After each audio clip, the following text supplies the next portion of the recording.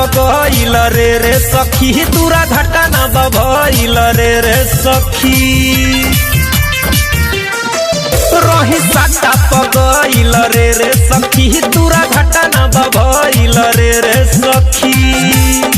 तमोरा तावा पचरंगा तार के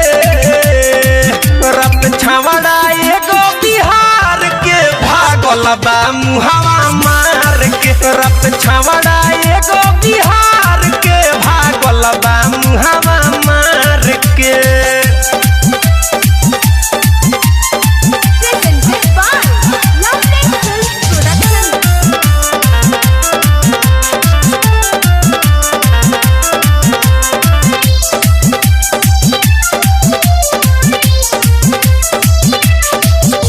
होठवा के लाली हमर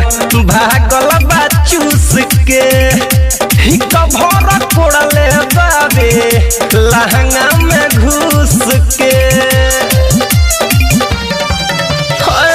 होठवा के लाली हमर भागल बा चूस के हिक भर कोड़ले बाबे लहंगा में घुस के पूरा पानी जवानी के गार के रत छवड़ा एगो बिहार के भागल बा मुहावा मार के रत छवड़ा एगो बिहार के भागल बा मुहावा मार के म्यूजिक बाय विकेश भोजपुरिया।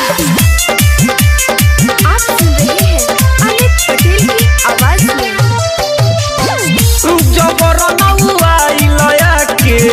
ले हुए पकड़ रे कोरावा में हमके अपना सखी रे चकड़ रे